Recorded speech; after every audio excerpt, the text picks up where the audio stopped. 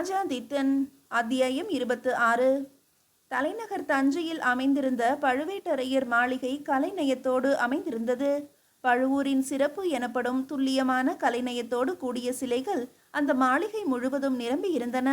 உள்ளறைகளில் கூட சிறு சிறு உலோக பிம்பங்கள் அழகுற அமைக்கப்பட்டிருந்தன. அத்தனையையும் ஒவ்வொன்றாக கவனித்து ரசித்து கொண்டிருந்தார் சோழத்தின் மாமன்னர் பராந்தக சோழர்.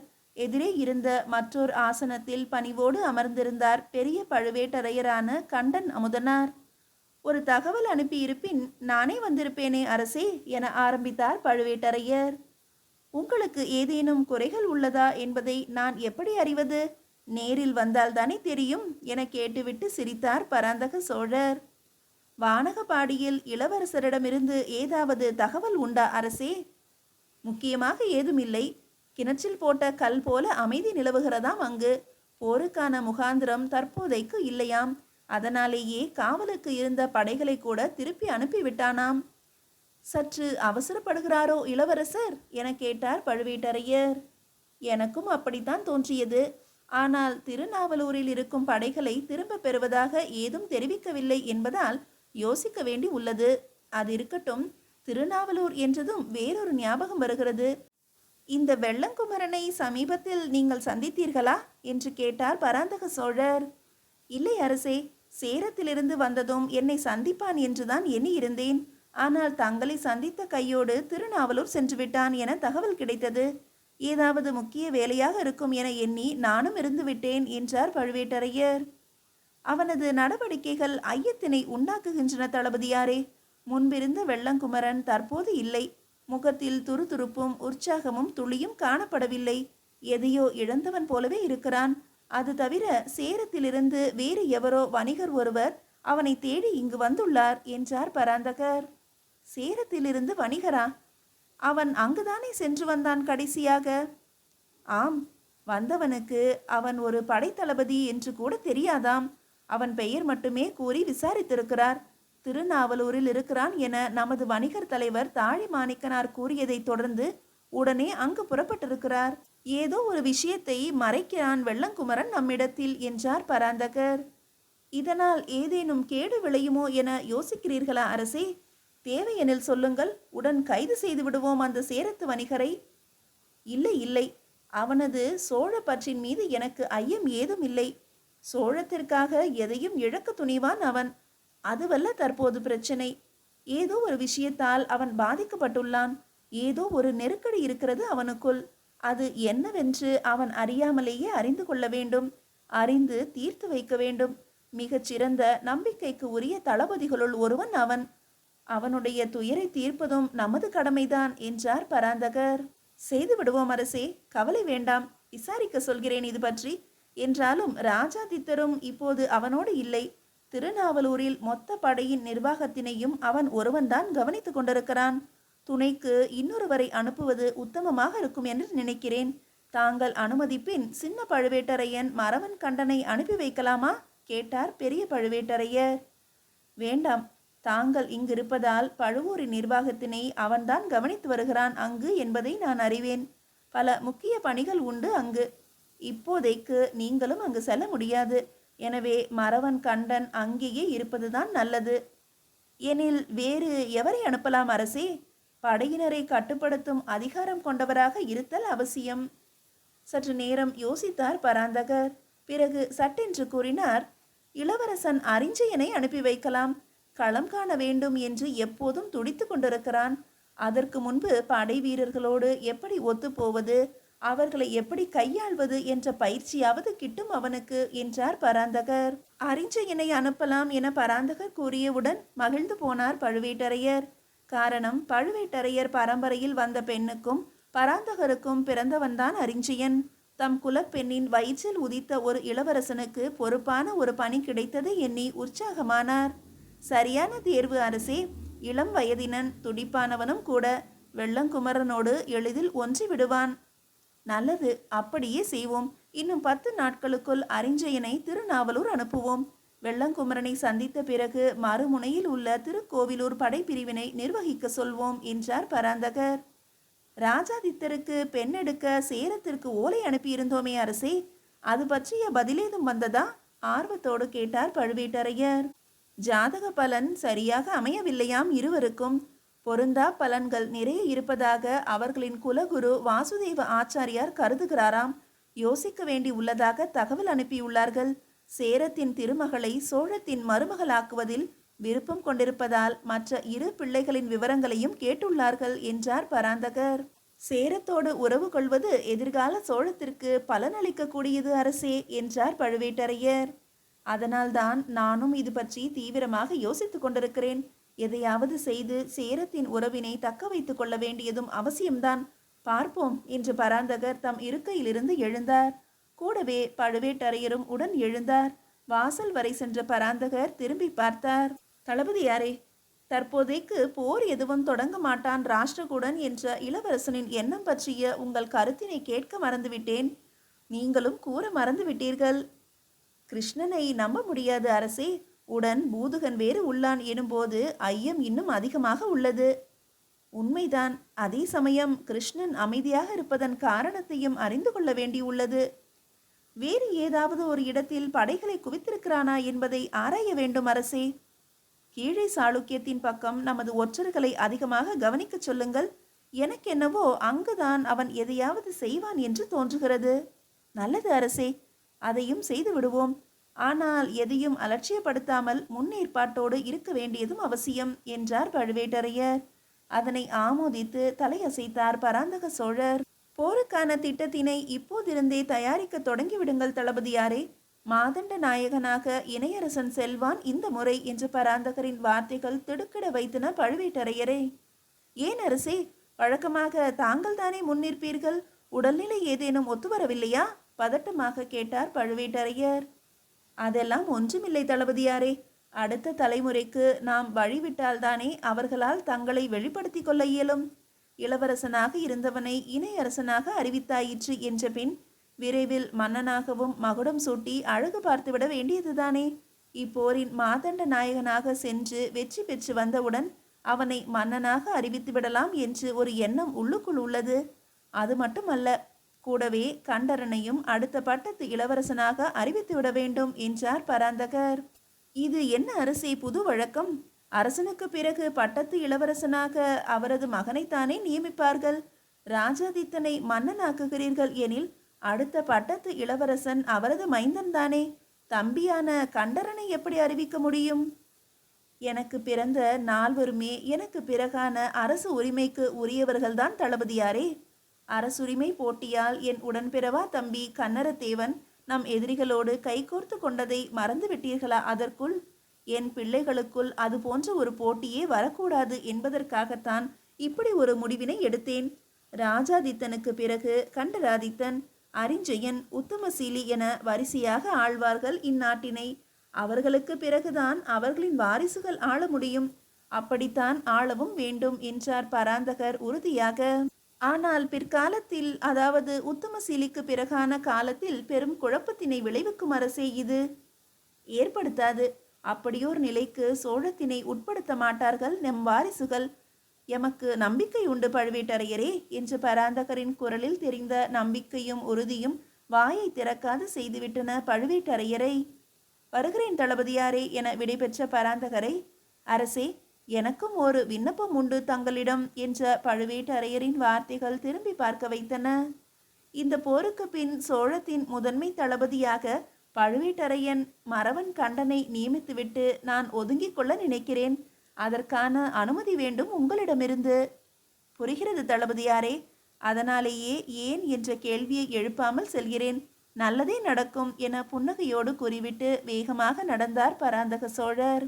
அதே நேரம் ராஷ்டிரகூட மன்னனான கிருஷ்ணனின் முன்பு நின்றிருந்தான் அதன் முதன்மை தளபதியான சிம்மவாகனன். அவன் முகத்தில் தெரிந்த பதட்டத்தை தம் மனதில் குருத்தி கொண்டான் கிருஷ்ணன். அமருங்கள் சிம்மவாகனாரே, என்ன விஷயம் கேட்டான் கிருஷ்ணன். திருநாவலூரில் பெரும் படை குவித்திருக்கிறானாம் சோழன்.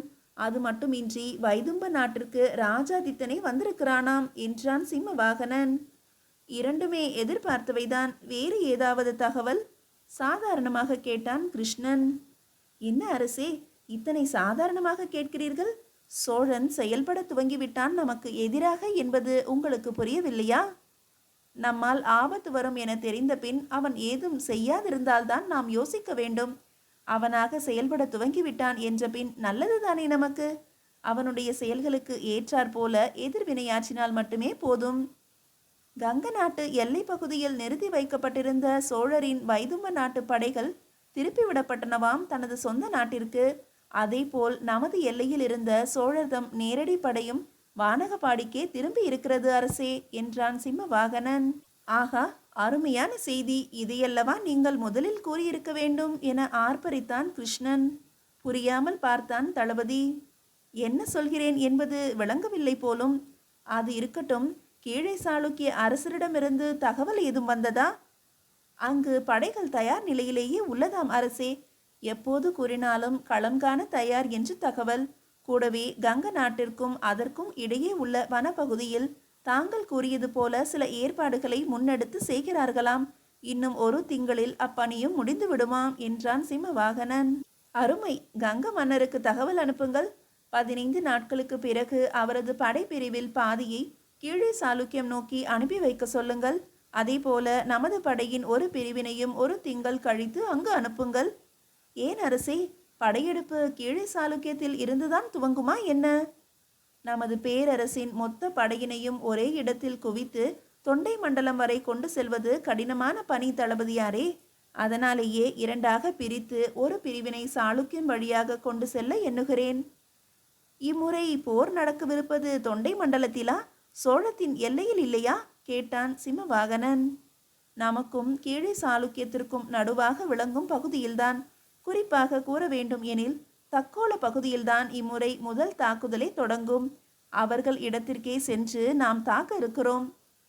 இது மிக ஆபத்தான முடிவு அரசே. என்றாலும் தகுந்த காரணமின்றி இதனை செய்ய மாட்டீர்கள்.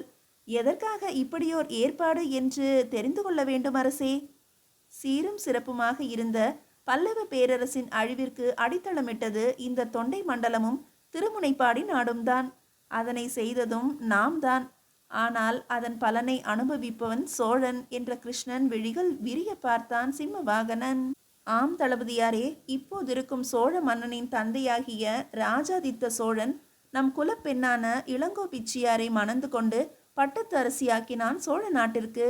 அதற்கு பதிலாக பல்லவருக்கு எதிரான போரில் நம் உதவியை நாடினான். நாமும் ஒப்புக்கொண்டோம்.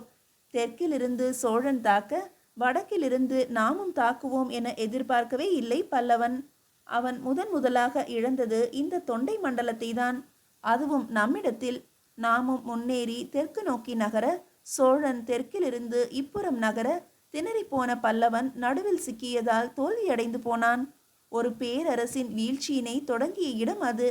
அதே போல சோழம் என்னும் சிற்றரசினை ஒரு பேரரசாக உருவெடுக்க செய்ததும் இந்த வெற்றிதான். அதனால்தான் நாம் வென்று கொடுத்தும் தொண்டை மண்டலம் மற்றும் திருமுனைப்பாடி நாட்டினை தன்னுடைய ஆளுமையின் கீழே வைத்து கொண்டான் சோழன் இன்று வரை. என் தந்தை அமோகவர்ஷனார் இறந்த பின் நான் முடிசூட்டி கொள்ள எண்ணிய வேளையில் தனது மருமகனான கோவிந்தனை இங்கு அரசனாக்கும் பொருட்டு படை கொண்டு வந்தான் பராந்தக சோழன். அப்போது அவனை விரட்டியடிக்கும் போதே தொண்டை மண்டலத்தினை கவராது போனது நமது குற்றம். முடிசூட்டி கொள்ள வேண்டிய அவசரத்தில் தொண்டை மண்டலத்தின் அவசியம் பற்றி யோசிக்கவே இல்லை நான். இந்த போரில் நாம் எதை அடைகிறோமோ இல்லையோ, அந்த இரு பகுதிகளையும் மறுபடியும் வென்றாக வேண்டும். எதை இழந்ததால் பல்லவம் வீழ்ந்ததோ அதே பகுதிகளை இழந்ததால் சோழமும் வீழ்ந்தது என்பதை வரலாறு பேச வேண்டும். இரண்டுமே நம்மால் தான் வீழ்ந்தது என்ற உண்மை வெளிப்பட்டே தீர வேண்டும். அதற்காகத்தான் இம்முறை தொண்டை மண்டலத்திலேயே போர்க்களமாக முடிவு செய்துள்ளேன். எக்காலத்திலும் அப்பகுதிகளை திரும்ப பெறவே முடியாத அளவிற்கு நமது வெற்றி அமைய வேண்டும். சோழத்தின் வடக்கு எல்லையான தொண்டை மண்டலமும் திருமுனைப்பாடியும் நம் கையில் வந்துவிட்டால் போதும். எந்நேரமும் பதட்டத்தோடே இருக்க வேண்டிய கட்டாயம்தான் சோழத்திற்கு. நான் விரும்புவதும் அதைத்தான், என்றான் கிருஷ்ணன். ஓ, அதனால்தான் தமது படைகளை திருநாவலூரில் குவித்திருக்கிறானா சோழன்? தொண்டை மண்டலத்தினை இழந்துவிடக்கூடாது என்ற எண்ணம்தான் அதற்கு காரணமா? ஆம், ஆனால் அது மட்டுமல்ல, நம் நகர்வினை கண்காணிக்க அதைவிட சிறந்ததோர் இடம் அமையாது என்பதும் ஒரு காரணம். அருகிலேயே இருக்கும் திருக்கோவிலூர் மலையமான் படைகளும் விரைவில் இணைந்துவிட முடியும் என்பதும் ஒரு காரணம். எனில் தஞ்சையிலிருந்து ஒரு படைப்பிரிவு, திருநாவலூரில் இருந்து ஒரு படைப்பிரிவு, இரண்டாக பிரிந்து தாக்குதல் நடத்த திட்டமிடுகிறார்கள் போலும் என்றான் தளபதி. அதற்காகத்தான் நான் தக்கோலத்தை களமாக தேர்ந்தெடுத்திருக்கிறேன். எத்தனை பிரிவாக வரினும் அந்த இடத்தில் இணைந்தேதான் ஆக வேண்டும். மொத்த படையும் அங்குதான் மோத வேண்டியிருக்கும். இரு தேசத்தின் வரலாற்றிலுமே இந்த தக்கோல போர்தான் பிரதானமாக பேசப்படக்கூடிய விஷயமாக இருக்கும். அப்படியாயின் ஏற்பாடுகளை தொடங்கிவிடலாமா அரசே? ஆம், இனி தாமதத்தில் பயனில்லை. சுற்றி இருக்கும் சிற்றரசர்களின் படைகளை இங்கு குவிக்கச் செய்யுங்கள். முன்பே நான் கூறியது போல கீழே சாளுக்கிய பகுதிக்கு படைகளை நகரச் செய்யுங்கள். கங்க மன்னர் பூதுகர் எம்மோடே களம் புகுவார் என்பதை தெரியப்படுத்திவிடுங்கள். ஆனால் ஒரு விஷயத்தை மறந்துவிட்டோம் அரசே. திருமுனைப்பாடி நாட்டின் பெரும் பகுதி தற்போது முனையத்தரையன் ராமதேவன் என்ற சிற்றரசனின் கீழ் உள்ளது. அவன் நமக்கும் கட்டுப்படவில்லை, சோழத்திற்கும் தலைவணங்கவில்லை, சுயேட்சையாகவே ஆண்டு வருகிறான். ஆமாம், அவனை தொடப்போவதில்லை. இப்போது அவனது எல்லை பகுதியில்தான் நமது படைகள் பயணிக்க வேண்டியிருக்கும் என்பதால் முன்னமேயே தகவல் அனுப்பிவிட்டேன் அவனுக்கு. சோழத்திற்கு எதிரான இந்த போரில் அவன் எவர் பக்கமும் கலந்து கொள்ளாதவரை நாமும் அவனை தொல்லை செய்ய மாட்டோம் என்று ஓலை அனுப்பிவிட்டேன். அதனால் இப்போதைக்கு அவனை பற்றி யோசிக்க வேண்டிய அவசியமே இல்லை. அரசே, நாம் இத்தனை பெரிய படை கொண்டு போகிறோம். போகிற வழியில் அவனுக்கும் ஒரு பாடம் கற்பித்துவிட்டு செல்லலாமே. அவனிடத்தில் எல்லாம் எதற்கு சமாதான ஓலை? அலட்சியமாக கேட்டான் சிம்மவாகனன். யோசிக்காமல் பேசாதீர் தளபதியாரே. இப்போரின் முடிவு என்னவாகும் என்று எவராலுமே கணிக்க இயலாத நிலை இப்போது. ஒருவேளை தொண்டை மண்டலத்தினையும் திருமுனைப்பாடி நாட்டினையும் நாம் வென்றுவிட்டால் கூட உடனடியாக அவற்றை நம் கட்டுப்பாட்டிற்குள் கொண்டு வருவது என்பது எளிதான காரியமல்ல. ராமதேவன் ஆளும் பகுதிகளில் மக்களிடம் பெரும் செல்வாக்கு பெற்றவன் அவன். இந்த நிலையில் அவனையும் பகைத்து கொண்டால் தேவையற்ற விளைவுகளை வென்ற பின்னும் நாம் சந்திக்க வேண்டி வரும். அதனால்தான் சொல்கிறேன், பெற்ற வெற்றியை தக்க வைத்து கொள்ள சில காலம் ராமதேவன் இருந்தாக வேண்டியது அவசியம். அவனுக்கும் என ஒரு காலம் வரும், அப்போது பார்த்து கொள்ளலாம். ஒரு சக்தி வாய்ந்த எதிரியினை சந்திக்க போகிறோம் எனும் போது தேவையில்லாமல் நாம் ஏற்படுத்தி கொள்ளும் சிறு சிறு பகைகள் கூட எதிரிக்கு வலுவினை ஊட்டிவிடக்கூடும் என்றான் கிருஷ்ணன் வேகமாக. உண்மைதான் அரசே. தேவையே இல்லாத ஒரு எதிரியால் கவனச்சிதறல் அதிகம் ஏற்படும் என்பது உண்மைதான். நல்லது அரசே, நான் சென்று உடன் ஆக வேண்டிய காரியங்களை கவனிக்கிறேன் என்று கூறி வணங்கி விடைபெற்று கொண்டான் தளபதி. அவன் சென்று வெகு நேரம் கழித்தும் தீவிரமான யோசனையில் இருந்தான் கிருஷ்ணன்.